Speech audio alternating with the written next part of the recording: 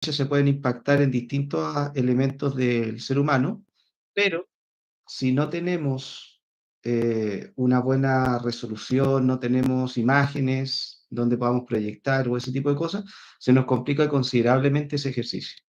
Y es ahí donde mi intención es poder hacerlo de esta manera. ¿Ya?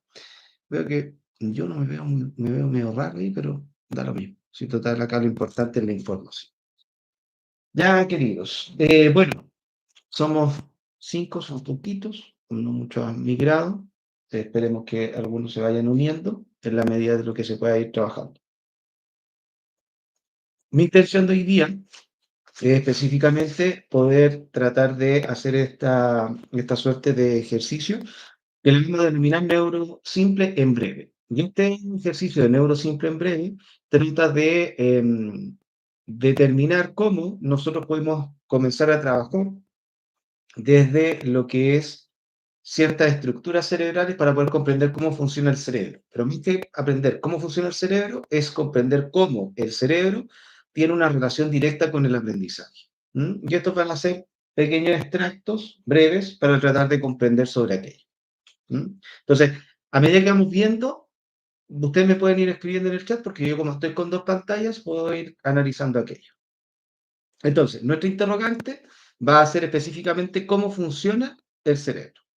Y ese cómo funciona el cerebro va a tener una relación desde el punto de vista de cómo nosotros tenemos una suerte de tener que eventualmente cuál es su estructura y desde ese punto vamos a ir uniendo ciertos elementos.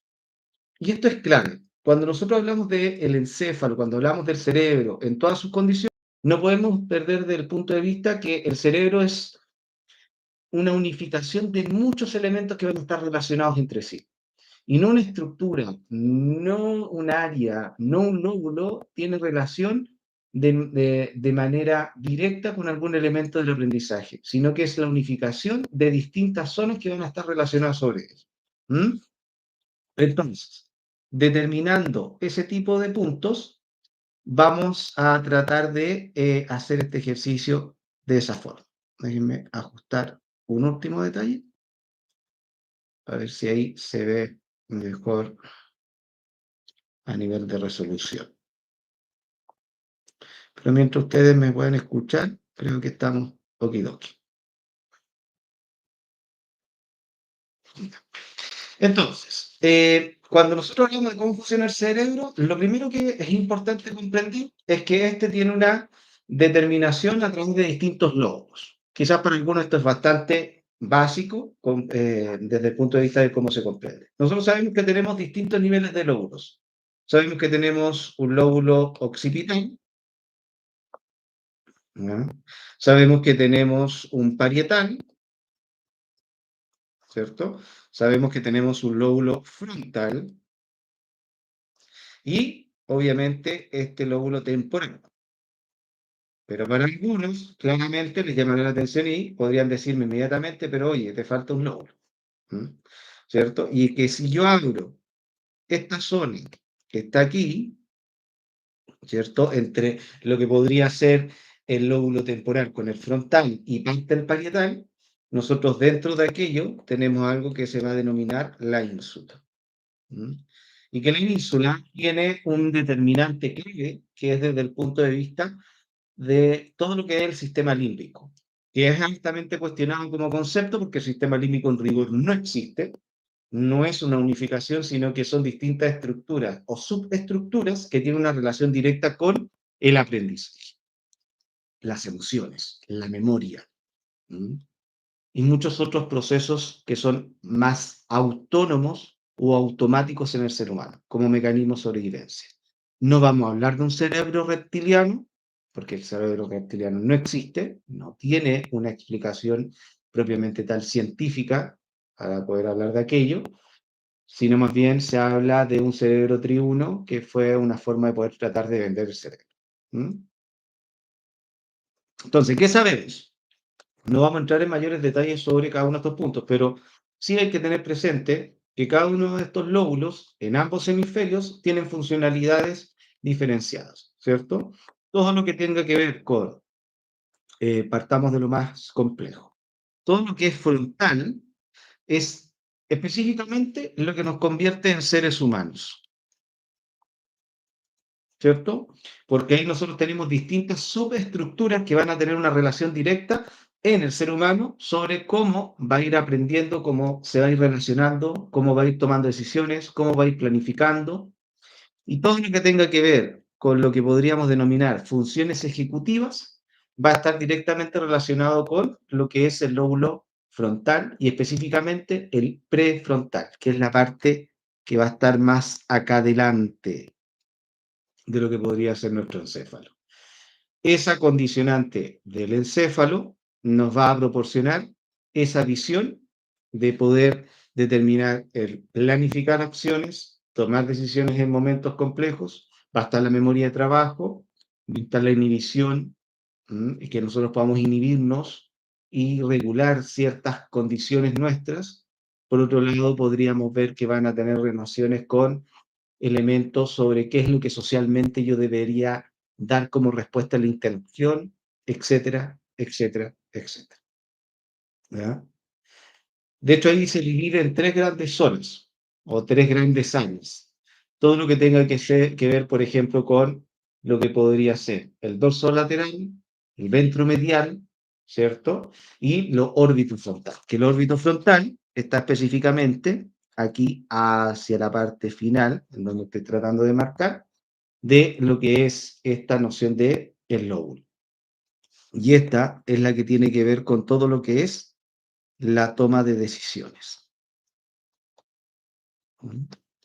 Y, para que sepamos, es la última zona o área del encéfalo en madurar biológicamente. Eso que nos dice que si biológicamente es lo último en madurar, hace cuenta que el ser humano, de alguna perspectiva, desde algún punto de vista, cerca de los 23, 24, 25 años termina ese proceso de maduración. Por lo tanto, desde ahí podríamos decir si tenemos las capacidades necesarias para poder tomar decisiones, por ejemplo, en la vida. ¿Mm? O estamos en mejores condiciones biológicas para aquello. Por eso es muy común que jóvenes sean impulsivos, no estén del todo claros sobre la toma de decisiones. O sea, podemos tener una persona de 30 años que no sabe tomar decisiones y puede ser por diversos factores de la vida, pero también vamos a encontrar que hay una concentración significativa de cómo el ser humano, hay zonas específicas de su cerebro que van a tener relación con este complemento tan complejo de la vida, como es, por ejemplo, tener que decidir qué es lo que voy a hacer el resto de mi vida. Pienso, por ejemplo, en los estudiantes cuando salen de secundaria o de media, como decimos acá en Chile, y tienen que estudiar una nueva carrera, o tienen que estudiar qué es lo que se van a dedicar para el resto de su vida de ahora en adelante. ¿Mm? Eso es tremendo, eso es tremendo. Y eso está determinado por ciertas áreas cerebrales que también van a tener una relación desde lo biológico, como también van a tener una relación desde el punto de vista del cómo el ser humano tiene que tratar de buscar alternativas en su vida, pero a veces el complemento biológico no está del todo cercano, preparado para ayudar en aquello. ¿Mm? Bueno, el lóbulo frontal tiene muchos elementos, desde lo motriz, que está más cercano aquí a lo parietal, que está ligado específicamente a ciertas funcionalidades, como también eh, esta motricidad que podríamos ir determinando de forma un poco más eh, fina a gruesa. Por ejemplo, déjenme borrar acá un poco. Acuérdense, si van teniendo dudas y consultas, me van haciendo, porque de primera yo soy medio disperso. Esta zona que está específicamente aquí, ¿ya? Esto se llama motora primaria, ¿ya? Y que si yo lo quiero explicar en simple, que esa es la idea, esta tiene que ver directamente con motricidad más gruesa.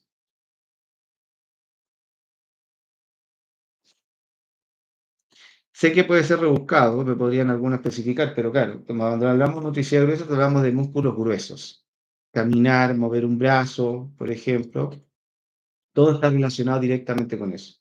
Pero si yo me voy acercando más acá, tenemos algo que se llama premotor o premotora y que tiene que ver, entre comillas, con todo lo que es la motricidad más fina en el ser humano. Esa motricidad fina habla de la agudeza ojo-mano. Entonces, entre más cercano sea el ejercicio hacia lo que podríamos determinar de esta motricidad hacia más complejo es el movimiento, más, aquí voy a tratar de jugar de modelo, más hacia adelante del frontal está sucediendo esas conexiones neuronales. ¿Mm? Entre más grueso es el movimiento, más cercano hacia el parietal se está determinando. Por eso la motricidad, en un complemento muy macro, tiene mucho que ver con el lóbulo frontal. Hay otras áreas que están relacionadas y otras zonas con lo que es la motricidad, totalmente. De hecho, tenemos aquí abajito, ¿cierto? Lo que es el cerebelo. Y el cerebelo tiene que ver con todo lo que es motricidad y, por sobre todo, equilibrio, coordinación. Entonces, esta, por ejemplo, trabaja con el frontal en un circuito cerebral para poder hacer una acción o un movimiento en algunas determinadas acciones, funciones, en algún momento en específico, por ejemplo. ¿Ah?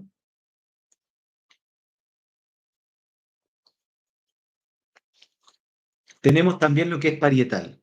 Esto que se ve en azul va a tener relación con todo lo que vaya a relacionarse con este aspecto espacial en el ser humano. O sea, que yo tenga la capacidad de poder visualizar la lateralidad, pueda determinar hacia dónde está el norte, dónde está el sur, dónde está el este, dónde está el oeste. Y en esa espacialidad, además, esta zonita que está aquí tiene que ver con todo lo sensorial. Y por eso se comunica con el temporal a este otro lado, que tiene que ver con lo motriz. Porque primero yo siento y luego muevo. O sea, muchas acciones de lo que son las sensaciones van a surgir en este apartado y van a enviar señales a lo que va a hacer el frontal para que se genere una movilidad. Ese se llama el típico monito, que para los que han visto neurociencia comprenderán que se llama homolunculus. El homolunculus es un monito muy deforme que tiene manos muy grandes, labios muy grandes, pies muy grandes, y que trata de reflejar las zonas sensoriales y las zonas motrices en su proceso de activación neuronal. Por eso, por ejemplo, el ser humano, donde tienen más niveles de concentración de neuronas, van a ser en sus palmas, las palmas de sus manos, y en sus labios. Esas son las dos zonas en donde mayor nivel de concentración de neurona aferente o neurona sensitiva el ser humano posee. Y esa condición genera que sea la manera que nosotros nos conectemos con la realidad y que, por ejemplo, yo en este momento pueda tomar este tazón, ¿cierto? Pueda tomar este tazón y desde lo que estoy viendo, desde este tazón, tocando, yo pueda conectar. Y al llevarme a mis labios, puedo sentir esa sensación. Por eso un bebé, en sus primeros años de vida, su forma de conectarse con la realidad, ¿cuál es?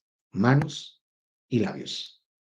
Todo lo toca, todo se lo lleva a la boca. ¿Por qué? Porque estas son las zonas que tienen mayor concentración de neuronas aferentes, es decir, sensitivas. Ya. Primer aprendizaje. El mejor canal sensorial para el aprendizaje siempre va a ser la capacidad de construcción sobre algo, lo táctil. Cuando un aprendizaje se constituye desde un punto de vista táctil, no me gusta decir kinestésico, porque si no se van a la parte de todo lo que son los estilos de aprendizaje y esa cuestión es garrafal y es un fraude y es un chanterismo absoluto. Pero es distinto hablar de canales sensoriales y uno de los canales sensoriales muy interesantes en el ser humano tiene que ver específicamente con la capacidad de tener que tocar y cuando yo toco genero motricidad. Cuando yo genero motricidad me deslumbra hacia que esas conexiones cerebrales o neuronales que se van a ir haciendo tienen mayor probabilidad de perdurar en el tiempo como memoria. Repito, si yo toco algo y entreno ese algo desde lo motriz, hay una alta concentración de que esa movilidad genere un recuerdo mucho más consolidado y esa conexión neuronal o esa red neuronal que se está generando perdura en el tiempo. Por eso personas que tienen Alzheimer, no sé si se han dado cuenta, en algunos reportajes, por ejemplo acá en Chile, de repente aparecen reportajes sobre aquello, eh, pierde toda noción de memoria. Pero, por ejemplo, le colocan una música.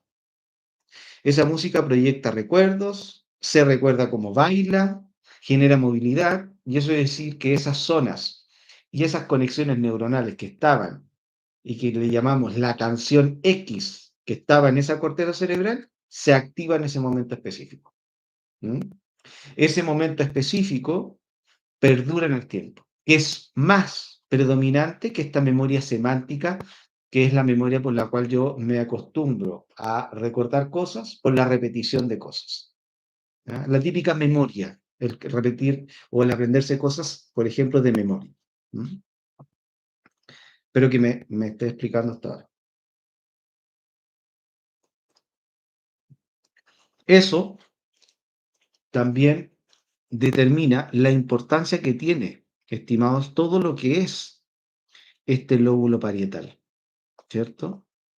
Que tiene muchas más visiones y muchas más funciones a considerar. ¿Ya? Bueno, el occipital, lo que está aquí atrásito, el cerebro es complejo. Yo miro en función, ¿ya? Hacia allá, entra por mi canal visual la información, pero tiene que llegar hacia la parte final. O sea, ya es complejo ese componente. ¿Y cuál es su función en particular? Dos, que es la misma, la visión, ¿cierto? Y hay una parte que es primaria y hay una parte que es secundaria. ¿Qué quiere decir eso? Un área que ve y otra que analiza e interpreta lo que ve. Los tres sentidos más predominantes en el ser humano, que es lo visual, lo auditivo y lo kinestésico, lo táctil, tienen un área primaria y tienen un área secundaria, o un área que algunos también le llaman de asociación, que relativamente es lo mismo, pero si uno empieza a indagar en un libro, no dice exactamente lo mismo, pero va para allá. El área primaria es un área que solo observa, ¿m? Pero no interpreta lo que observa. Si yo, por ejemplo, tengo una afectación aquí, es decir, un traumatismo en esta zona, yo podría ser ciego sin tener dificultades visuales. Y es precisamente porque el área que tiene que interpretar o que tiene que asociar esa información en particular no logra hacer su ejercicio por una cuestión muy simple, que es que no logra hacer el canal de la información de forma apropiada y asertiva para poder llegar a una idea en particular. Por lo tanto, lo primario solo observa, pero no le da el significado ni le asocia un nombre a algo en particular a eso que está observando. ¿Ah? En cambio, esta área secundaria o de asociación, que estaría como aquí, estaríamos, acuérdense que todos los puntos que uno trata de referenciar que son, muchas veces son aproximados, ya para que no vaya a haber alguien muy quisquilloso y me va a decir, no, esa área que tú estás mencionando no está específicamente ahí donde me estás diciendo. ¿No? Esto es todo muy referencial. ¿Mm? Esa área de asociación o esa área secundaria lo que hace es interpretar aquello. Y yo, por ejemplo, esto que es mi tazoncito de mi café, que yo siempre tomo mucho café. Yo esto por primera vez lo observo, yo esto no le puedo dar nombre, porque como es primera vez que lo observo, no tiene una condicionante de asignarle un nombre determinado a esto. ¿Ya? Por lo tanto, lo único que estoy ocupando aquí es lo primario, ver esto que yo no le estoy dando nombre. Como yo sé lo que es ahora, Y siempre lo he sabido desde, no tengo noción de cuando no supe. Yo digo, este es un tazón, o este es un tazón en donde tomo café. Y ahí estoy utilizando mi área secundaria. ¿Qué quiere decir? Que estoy complejizando la acción. Por eso generalmente las áreas de asociación y las áreas secundarias son áreas donde está la memoria. Son áreas donde esas conexiones de redes neuronales están consolidadas por la asociación que yo le estoy dando a eso que estoy utilizando. Segundo aprendizaje. ¿Dónde está la memoria? La memoria no está en ninguna parte. No está en el hipocampo. El hipocampo es un receptor momentáneo de información. Capaz que me van a decir, pero no, pues el hipocampo tiene que ver con la memoria. Sí, pero recepciona y después redirige. Por lo tanto, esas cortezas que están en distintas zonas de nuestro encéfalo están guardando información donde mi canal sensorial almacenó dicha información. ¿Mm? No sé si me explico. Ahí escríbanme en el chat, sí, no. Estoy siendo muy enredado, muy apurado. Primera vez que estoy haciendo esto, así que así es, por favor.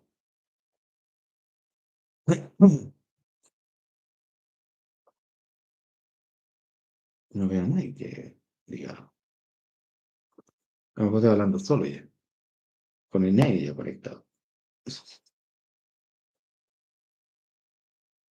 ¿Mm? De 10. Gracias. De 10. Eso será bueno. Espero que la escala no sea de 100, porque si es 10 no sería muy bueno. Eh, vamos a otra zonita. ¿Ya? Bueno, faltó harta gente que se conectara y yo creo precisamente porque pueden pensar que estamos en Instagram. Pero Instagram, insisto, no me iba a permitir esto. O sea, me iba a permitir, pero es bastante complejo y no, todavía no me manejo mucho en esto. Tenemos lo que es el temporal. Temporal tiene que ver, todos saben muy bien, emociones, ¿cierto? Memoria. ¿Mm? Pero también aquí abajito, donde estoy marcando, está el área auditiva. Auditiva. Y también hay una que es primaria y hay una que es secundaria, así como se lo estaba mencionando anteriormente. ¿Mm? Una escucha y la otra le da la interpretación a lo que escucha, ¿cierto? Eso también me va a determinar que en un proceso de aprendizaje, también lo auditivo tiene como un canal sensorial que es interesante poder comprender, ¿ya? También aquí tenemos, bueno, tenemos una subestructura que la vamos a ver a continuación, que es el hipocampo, el tálamo y todo lo que tenga que ver con aquello.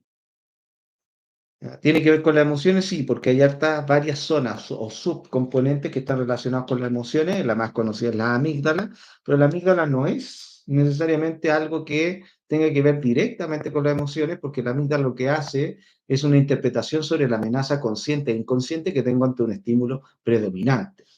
¿Ya? O sea, es un botón de alerta, de alarma ante circunstancias que podrían ser aversivas o amenazantes para el ser humano.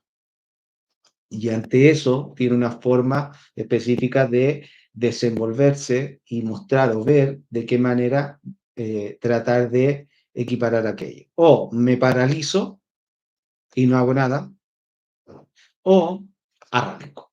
O sea, evitación, paralización. ¿Cierto? Y la amígdala lo que hace es interpretar el estímulo externo o interno también. Pensemos en el externo, ese estímulo externo que me provoca una amenaza y por lo tanto yo digo cuánta capacidad yo tengo de enfrentar aquello. Entonces tiene que ver con la interpretación emocional, entre comillas. Hay otras zonas que están relacionadas con eso. Por ejemplo, la corteza cingulada anterior, que está cerquita en la amígdala. Esa tiene que ver con la interpretación emocional. Analiza muy, muy minuciosamente el valor que yo le doy a esa emoción. Yo le voy a analizar qué consecuencias tengo dependiendo de las acciones que yo haga en base a esa emoción. ¿Ah?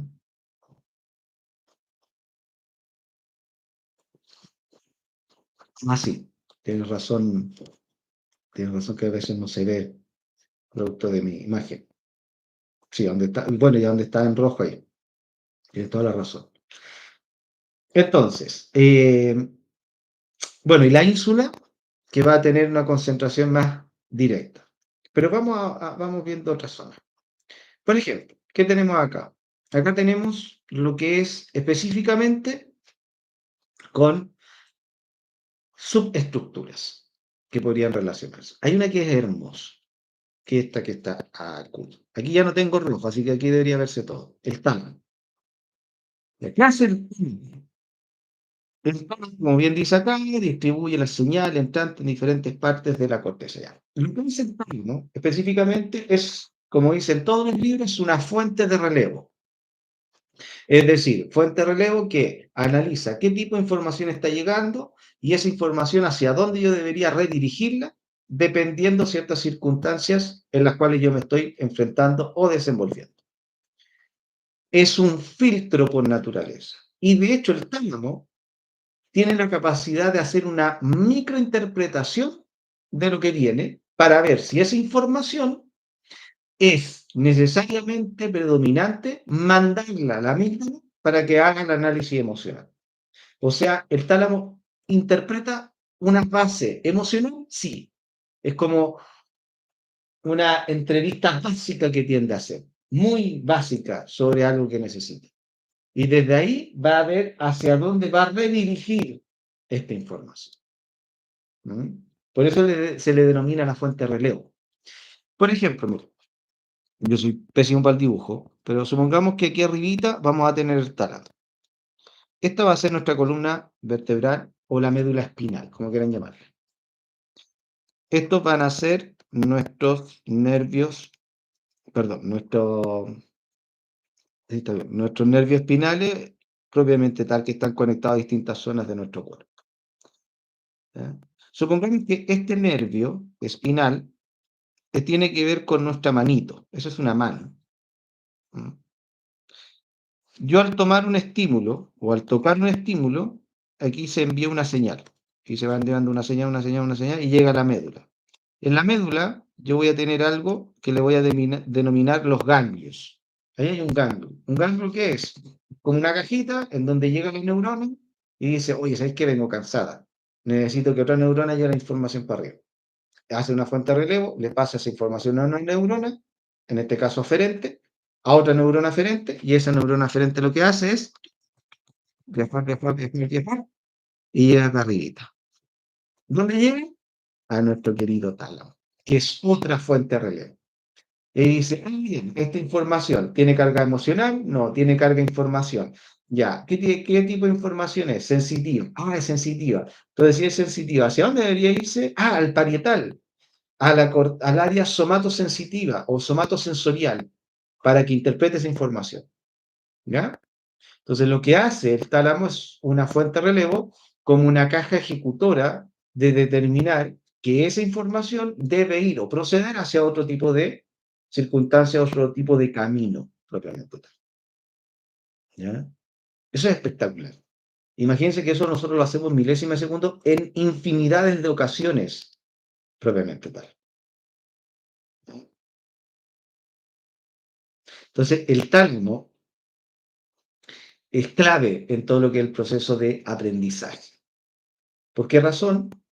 Porque filtra qué información debe corresponder hacia distintas cortezas. ¿Mm? Cuando yo hablo de corteza, y aquí me voy a adelantar en una diapositiva, como tres diapositivas. Cuando yo hablo de corteza, me refiero a esto. ¿Ya? ¿Dónde está la corteza aquí? A ver si me pueden escribir en el chat de YouTube. ¿Cuáles son las cortezas de un encéfalo?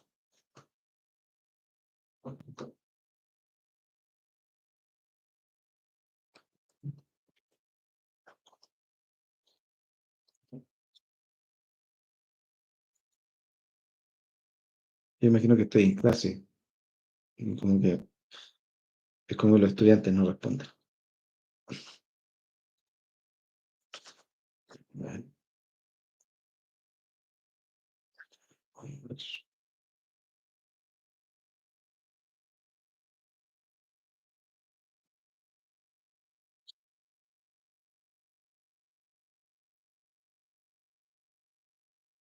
Nadie dice nada. Chuta, ya. Las cortezas van a ser todas, perdón, todo esto que va a estar específicamente en lo que es la sustancia gris. Y aquí no se ve nada de gris en el dibujo, pero va por ahí. Prefrontal, orbitofrontal, sí, sí, sí, pero todas hay corteza. Si yo veo este encéfalo acá, por ejemplo, a ver, no sé si se ve el mouse, sí, ya. Por ejemplo, si yo veo este encéfalo, ¿cierto? Este se llama corte coronal, ¿cierto? Por eso le puse esta imagen acá. Este es el corte coronal, como estamos viendo esta imagen. El corte sagital, cuando se corta así por la cisura longitudinal, ¿cierto? Y acá tenemos el transversal, que vendría siendo así. Cuando yo hago esto, todos los bordes de este encéfalo son cortezas. ¿Mm? Entonces usted tiene que pensar que esta imagen que nosotros estamos viendo a este lado es una imagen que dependiendo de dónde esté el corte, yo podría partir desde el occipital hasta llegar al frontal. ¿Mm? Pero en este corte, en estas zonas, ¿ah? Está toda la información. Es decir, ahí se está generando un tejido neuronal fuertemente. ¿Ya? Como bien dice Samantha, lo que serían las circunvoluciones. ¿Ya? Estas son las circunvoluciones. Ahí cuando están estas cositas que están aquí, generan aquello. Y esto, lo que está acá, es como si yo le hiciera un zoom y la típica imagen que uno ve de un tejido neuronal. Y ahí vemos nódulos de neuronas que se conectan unas con otras. Cuando se conectan unas con otras, estos nódulos lo que hacen es almacenar información. Por eso la sustancia gris tiene que ver con el almacenamiento de información, propiamente tal. Ese almacenamiento de información nos va a promover que si yo, por ejemplo, este lápiz lo estoy tocando, lo estoy visualizando, ¿cierto? Y además estoy repitiendo lápiz, lo que quiere decir es que probablemente aquí estamos hablando ya de tres zonas o cortezas cerebrales en donde se está yendo esta información. En la corteza auditiva, que ya sabemos que está en el temporal abajito, ¿m? O sea, acá, me borrar, aquí, esta corteza que está acá, estaría yendo la información. Además, lo estoy observando, se está yendo a la corteza del occipital, ¿ya? Y además lo estoy tocando, sensitivo. Aquí, por decirlo de alguna manera, insisto, todo esto es referencial, pero es para que se explique. Toda esta corteza, ¿ya? ¿Qué quiere decir? Hay sustancia gris que está almacenando información. Ya, esto es clave. ¿Qué pasa si tengo una afectación a nivel del occipital? Afectación, digo, un traumatismo, un golpe.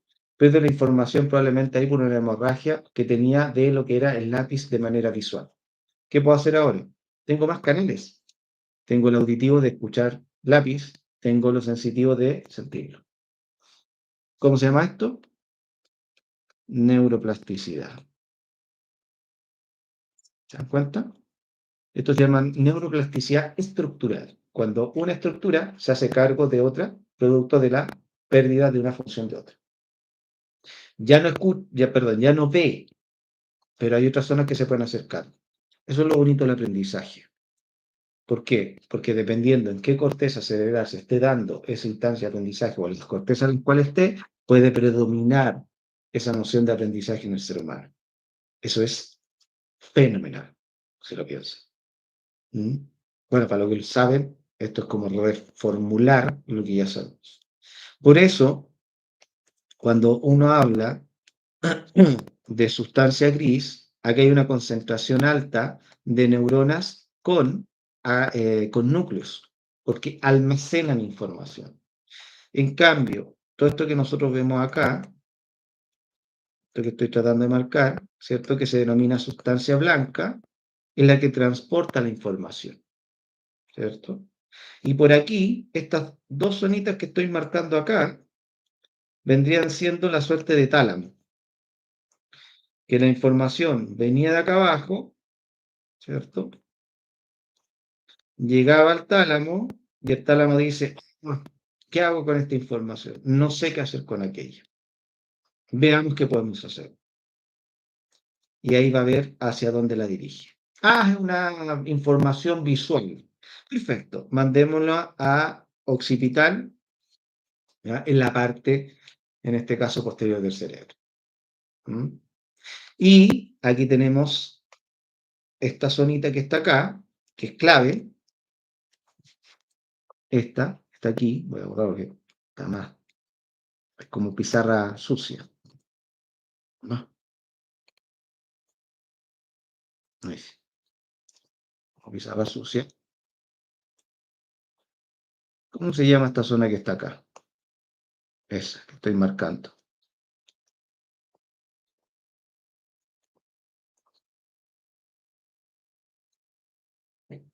¿Cómo se llama? Un 7 para quien me diga.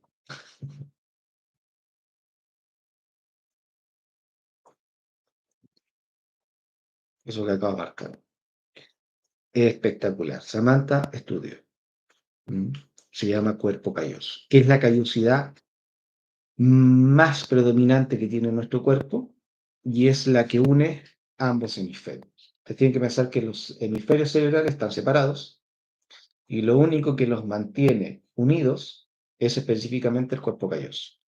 Cuando el tálamo encuentra información que es referente, a través del cuerpo calloso se ve hacia qué zonas o áreas se va a dirigir esta información. Por eso siempre en clases a mis estudiantes siempre les digo, la sustancia blanca es la ambulancia, la sustancia gris es el hospital. ¿Eh? Aquí me cuesta esto todavía. Ahí sí. Una transporta información y la otra almacena información. A ver, aquí dice, o sea, el aprendizaje se queda en la sustancia gris únicamente. No únicamente, porque, a ver, ¿dónde la guardamos? Si yo te digo, bueno, yo sé quién es Happy, Alexander, yo te digo, Alexander, dime una información sobre tal cosa. O tú me dices, ¿sabes qué? Leí algo sobre tal cosa. Ay, ¿qué? ¿Y de dónde lo leíste? No, de tal libro. ¿Qué libro? Espérame, lo voy a ir a buscar a mi biblioteca. ¿Ya? Ya, tu biblioteca es tu sustancia gris, ¿cierto? Que a lo mejor hay información que tú no la sabes explícita, tienes nociones, que en psicología nosotros le llamamos el priming, la huella. Hay cosas que a veces yo no me recuerdo, pero tengo una noción de que lo vi. Yo digo, ¿sabes qué? Yo he escuchado sobre esto, ¿ah? Pero no estoy del todo seguro. Déjame ir a corroborar. Y va a buscar tu libro y me dice, ah, mira, aquí está mi libro. Aquí dice tal cosa. Tu sustancia gris es tu biblioteca. Que tú utilizas una información como ahora, si tú sabías algo del cuerpo calloso, tú traes esa información. Supongamos que, por decirlo de alguna manera básica, aquí estaba alojada tu información y tú la traes a otra zona de acá. ¿Cuál es esa zona? Déjenme buscar la imagen. Acá. Tú la traes al hipocampo, que es un ejecutor de memoria. Entonces, toda esa memoria que está almacenada en mis cortezas, propiamente tal, cada vez que yo le doy una utilidad, el hipocampo dice, oye, necesitamos información, traen. Va a buscar la información y la trae al hipocampo. Y el hipocampo juega con aquello. Y después la redirige. O sea, ¿está solo en una corteza o está propiamente tal ahí? No. Hay una utilidad de aquello. Y ahí es cuando hablamos de la memoria de trabajo. ¿Mm? Y la memoria de trabajo es una función ejecutiva. Si tú me dices, ¿dónde está la memoria de trabajo en el cerebro? No está en ninguna parte. ¿Mm? Es una función ejecutiva. ¿Qué quiere decir? Es la funcionalidad que tú le das a esa información y de esa información previamente tal, tú le vas dando una utilidad. Cuando tú le das una utilidad, pues hablamos del working memory, tú le das una utilidad a esa información la saca a tu corteza, la trae al hipocampo, la actualiza, la rediriges. ¿Mm? Las leo al tiro, déjeme prender la luz que está poniéndose muy oscuro. Ahí sí. Dice, ya que Y ese almacenamiento puede saturarse de información, más que saturarse con lo que es un desgaste cognitivo. Que a veces tenemos tanta información que está dando vuelta que generamos un océano de fatiga mental, en la cual ese almacenamiento hacemos una interpretación disociativa de aquella y por lo tanto lo almacenamos de mala manera. Por lo tanto, a eso yo le podría denominar una saturación de información y que es particularmente por tratar de incorporar muchas cosas en un tiempo acotado. Por ejemplo, estudiar para un examen en muy último plazo y tratar de recepcionar todo lo que tenía que ver en un año en una tarde, en una hora. Y por lo tanto, tu cerebro genera fatiga, probablemente tal. ¿No? Samantha había escrito, pero lo borró. Ah, no, ahí lo reescribió. Tengo entendido que queda guardado en el gama motor del cerebelo y los ganglios basales. Sí, cuando yo hablo del timing, ahí es cuando hablamos de este residuo motriz. Y ahí tiene que ver los ganglios basales. Los ganglios basales, queridos, tiene que ver específicamente con todo lo que es movilidad. Algunos le dicen motivación. Sí, la motivación es moverse. Ya la motivación no es, oh, estoy motivado. No, la motivación es motivo, acción. Los que quieren romantizar el concepto, ese es otro cuento. Motivación es motivo, acción. ¿Quiénes están a cargo de la motivación en el cuerpo? Los ganglios basales y el núcleo accumbens. El núcleo accumbens manda señales y los ganglios basales lo que hacen es generar el proceso de movilidad. ¿Qué tiene que ver eso con la memoria? Ahí se almacenan estos timing momentáneos en base a cierta información. La huella. Es lo mismo que si el ser humano está pensado desde lo que es la tecnología. O no sé si al revés, ya.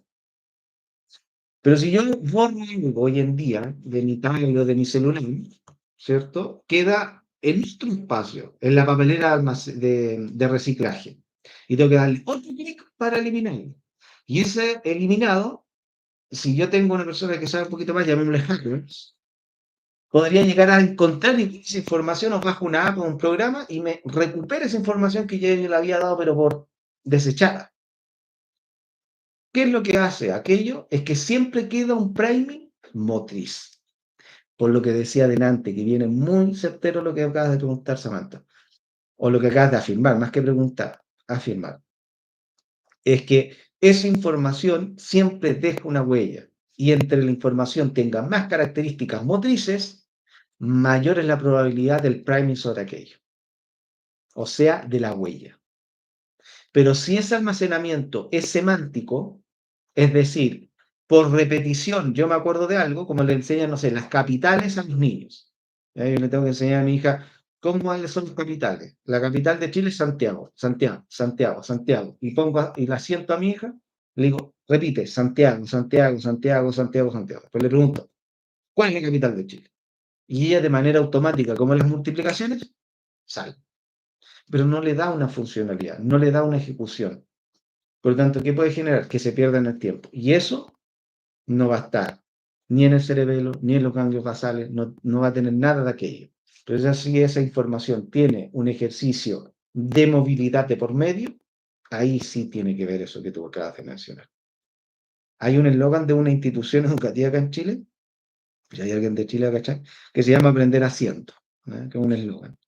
Ese eslogan tiene mucho sentido en el aprendizaje. Cuando yo practico aquello que estoy aprendiendo, tiene una alta probabilidad de almacenamiento y no es porque la teoría lo diga, sino porque la neurociencia determina propiamente tal que las conexiones neuronales que son motrices se solidifican a diferencia de aquellas que no son motrices. Por lo tanto, cuando yo tengo Alzheimer y llego a una demencia senil, esas posiblemente son las memorias que de última instancia se podrían terminar. Perdón, se podrían eliminar, morir, desechar, apostosis, como quieran decirlo. ¿Mm? A ver, ¿por dónde ir? Espero que por ahí vaya resolviendo algunas cosas. Y si algunas cosas no las sé, ténganlo por seguro que no les voy a chamullar y no les voy a inventar algo. Les comenté sobre la amígdala, a grandes rasgos. El hipocampo, almacenamiento momentáneo de la información, llámese memoria a corto plazo. Tálamo, fuente de relevo, ¿cierto? Cada una de esas áreas perdón, no son áreas, disculpen. Cada uno de sus componentes o subcomponentes tienen funcionalidades, pero nunca trabajan de manera aislada. Siempre van a trabajar de manera unificada. Y eso es clave en el aspecto del aprendizaje. Entonces, volvamos a este esquemita para también ir cerrando porque ya vamos a cumplir una hora. Para los que están esperando, estarles dando una lata. Bueno, no debería ser lata porque aquí todos están voluntarios.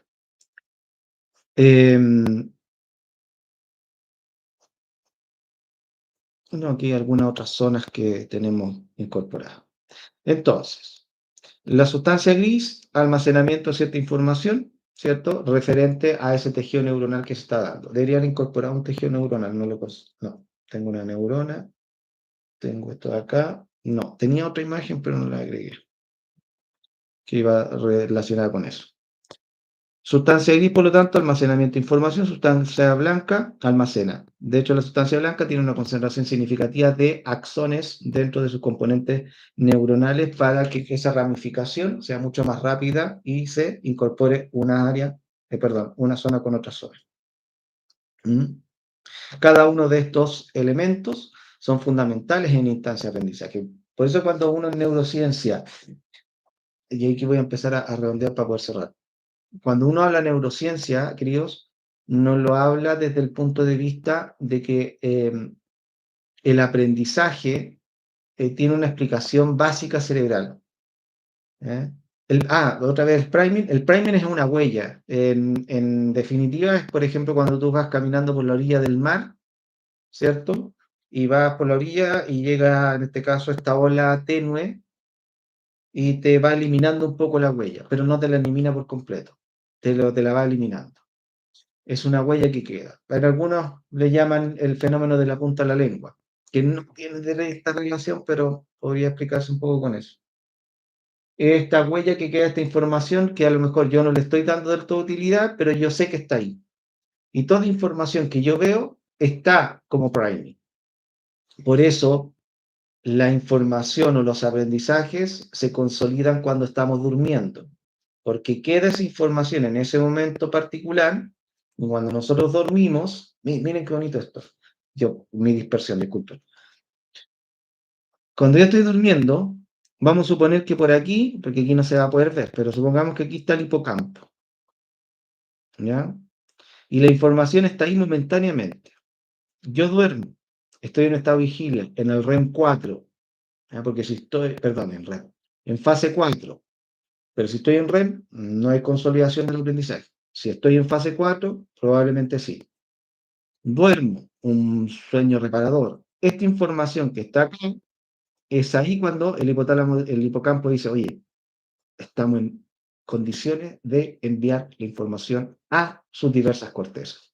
Y ahí empieza a almacenarse y a mandar esta información hacia las distintas áreas, zonas, cortezas que sean necesarias ir almacenando. ¿Eh? Por eso cuando uno duerme no aprende, el típico neuromito, pero sí consolida el aprendizaje. No saco nada con ponerme un audiolibro porque no voy a aprender sobre algo, pero sí voy a, en este caso, voy a consolidar aprendizajes que ya estaban en mi cerebro, ya estaban en mi hipocampo y podrían transportarse a distintas cortezas. ¿Pasa con todo el aprendizaje? No. Si ese aprendizaje no era significativo, probablemente no se va a consolidar. ¿Qué quiere decir significativo? Quiere decir que tiene una carga emocional. Buena, agradable o desagradable. El priming, por lo tanto, entre mayor sea la condición de motricidad en esa información, mayor probabilidad de que ese priming se consolide en una memoria a largo plazo. Si no, queda un destello de esa información. Otro ejemplo, otra analogía. Lo mismo que va dejando un barco y va dejando la estela. Nunca me acuerdo de estela porque mi hija se llama Estela. La estela o ese destello de marca en el agua, que en algún momento va a desaparecer, pero si yo miro, en este caso, hacia atrás, voy a ir viendo cómo va quedando esa huella. El priming es un poco eso de cada una de la información. ¿Cuánto dura? Podría depender de cada ser humano y aproximadamente debería estar muy relacionado con lo que es con la memoria a corto plazo y no debería pasar de una semana. Pues el ser humano nunca puede almacenar el 100% de la información. Aprendizaje. Tercero, cuarto, yo no sé. Cada vez que escuchen a alguien, esto siempre lo digo, cada vez que escuchen a alguien que habla de porcentajes, arranquen. ¿Eh? Arranquen, arranquen. Porque todo lo que es la condición del comportamiento del ser humano, desde su visión holística, desde su visión neuroanatómica, desde su visión neurocientífica, es imposible dar porcentajes. ¿Ya? Entonces, cuando dice, oh, con este ejercicio recuperás, podrás almacenar el 90% de la información que tú estás tratando de incorporar, chanta. Pregúntense, pregúntenle, ¿de dónde sacaste ese 90? ¿De dónde sacaste ese 80? Distinto es que yo les diga aproximadamente un 80 o 90% se podría creer. Y te digo inmediatamente, los porcentajes que estoy dando es parte de un juego para tratarte de dar el sentido de significancia que tiene esto por sobre las personas. ¿Mm? Que es distinto a decirte, con esto tú vas a poder recuperar el 90% de la información que estás almacenando. Eso es chantería. Ojo con aquello. ¿Puedes volver a explicar la relación de la motivación con los ganglios basales? Ya, sí. Bueno, el núcleo accumbens, primero, es importante que tengamos presente que es el que tiene que ver con todo lo que es el circuito de recompensas del sistema cerebral. ¿Ya? El núcleo accumbens lo que hace es ejercer el mecanismo de ser este mando ejecutor, de mandar la señal motriz para que se generen otras acciones. ¿Tiene que ver con la motricidad? No. Manda señales, dirige, ordena. Por eso tiene que ver con el circuito de recompensa. Cada vez que yo libero dopamina y se exacerba la dopamina, lo que hace el núcleo accumbens es enviar mucha señal a la corteza prefrontal, ¿eh? Para que esa condicionante genere placer. Por lo tanto, entre más placer, mayor el nivel de adicción. Por eso el núcleo accumbens tiene que ver con la motivación, pero específicamente con la movilidad. Y tienes esa opción de liberar sustancias para que se generen esa movilidad sobre los ganglios basales. Siempre piensen que un ganglio es como una capsulita en donde hay distintas cosas, desde minerales, vitaminas, proteínas, neuronas, neurotransmisores, moléculas, o sea, distintas cosas que se vienen a liberar desde aquí. Son como campos de almacenamiento que cuando les llega una señal, se dice, oye, libere tanta dopamina. No, dopamina no, porque los ganglios no liberan dopamina, una manera de decir.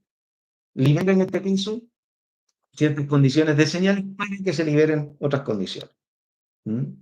Por lo tanto, ahí está el almacenamiento para enviarse estas señales. Y el núcleo accumbens es el jefe que manda aquello. Todo eso tiene que ver con la motivación. ¿Por qué? Porque la motivación solo es moverse. Motivo, acción. Tengo un objetivo, me muevo por ese objetivo. De momento voy a terminar, voy a ir a comer algo. ¿Cuál es mi objetivo? Comer. ¿Cómo yo como? Me voy a ir acercando a la cocina en este momento porque tengo mucha hambre. Esa es mi motivación. Pero es una acción. Por eso la gente tiende a romantizar el concepto motivación. Motívate en la vida. ¿Ya? Sé motivado. No, porque a nivel neurocientífico no hay ninguna zona que tenga que ver directamente con la motivación. En ese caso hablemos de engagement, hablemos de, probablemente sería mucho más certero, disciplina, rutina, hábito, hábitus, que habla propiamente tal de motivación. ¿Ya? No sé si ahí me habré explicado. ¿Ya? Espero que sí. Eso, para poder ir redondeando entonces, parte de este suerte de webinar, que tengo que mejorar muchas cosas, es específicamente que lográramos tratar de ir comprendiendo un poco más el fenómeno de lo que es el cerebro humano. Esto da para mucho, queridos, mucho, mucho, mucho, mucho. ¿Ya? Y por lo mismo, una de mis visiones o una de mis eh, ideas es que de aquí a unos días, a unos 2, 3 días, o quizás mañana, tengo la idea de levantar, aquí es cuando empiezo a marketear. El marketing. Nunca les voy a estar chamullando. ¿Ah? El empezar a generar esto. ¿Mm?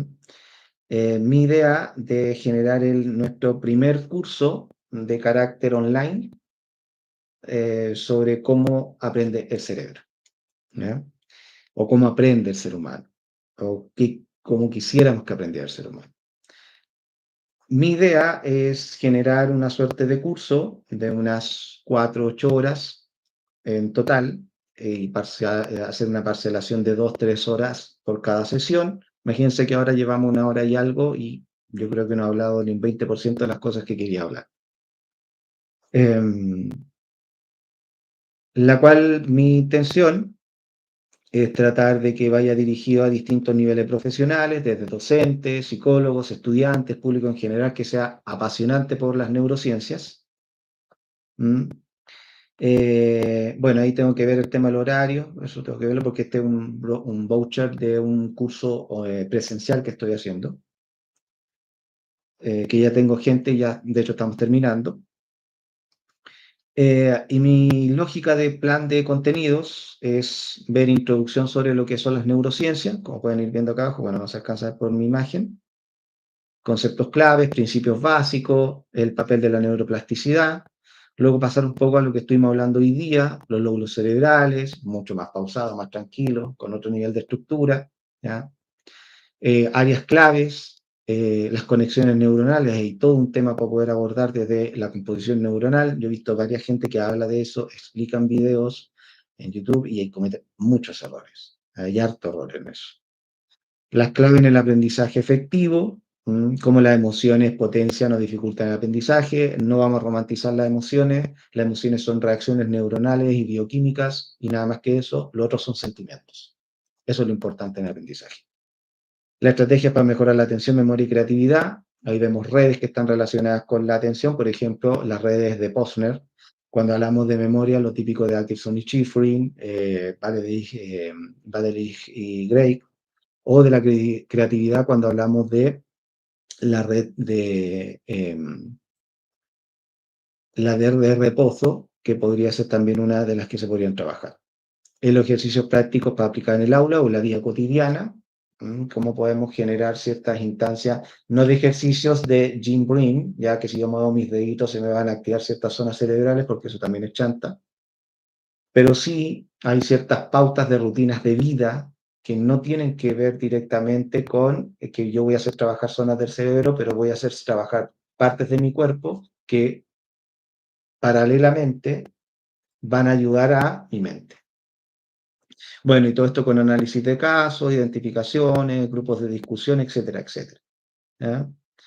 Y estrategias prácticas basadas en neurociencia y mucho estudio. Yo siempre, bueno, para los que me siguen y ven el Neurosimple, comprenderán que siempre hay una base científica detrás de esto, nada que sea popular, sino más bien una explicación dentro de lo que la ciencia hoy puede tratar de explicar sobre ciertas cosas. ¿Mm? ¿Qué más? La metodología y un proceso de certificación en donde van a existir, que los muestro aquí al final, 3 organismos marcados fuertes que son parte del ejercicio que yo realizo. Una es una certificación por Neurosimple, otra por Cognoscere, que es un centro de reforzamiento que también es de mi injerencia, trabajo con otras personas, y una escuela que se llama Escuela Vida del Valle, en donde trabajamos la educación alterativa. No se llama alternativa, sino que alterativa porque altera el sistema escolar tradicional. Estos son 3 organismos que trabajan fuertemente en todo lo que tenga que ver elementos desde las explicaciones del ser humano, la educación y la vida cotidiana dentro de una esfera que sea mucho más práctica y poder comprender. ¿Mm? Entonces, ¿por qué les muestro esto? Porque mi intención es seguir haciendo este tipo de webinar, que se suponía que lo iba a ser de 30 minutos, y que a raíz de eso poder generar otro tipo de instancia mucho más elaborada de un curso con un número de horas y en las cuales podamos profundizar con una suerte a lo mejor de Zoom, en donde la interacción sea mucho más fluida y que al mismo tiempo podamos ir trabajando ciertos elementos desde las neurociencias desde un punto de vista básico, simple, sencillo. ¿Eh? Eso. Entonces, yo esto, por si acaso, en algún momento lo voy a ir subiendo a mi plataforma, una vez que lo tenga ya finalizado, que debería ser de aquí a mañana, pasado. por si a alguien le interesa, y después vamos a ir viendo el tema de cómo se hace la inscripción y todo aquello para las personas. Mi intención tampoco es que sea de mucha gente, de no más de 15, 20 personas por grupo, que así generalmente es lo que trabajo. ¿Ya? Bueno, acá Javi me menciona, o sea, la curva del olvido no es correcto. Sí, la curva del olvido sí, sí, sí, sí, sí, sí, sí, existe. ¿Ya?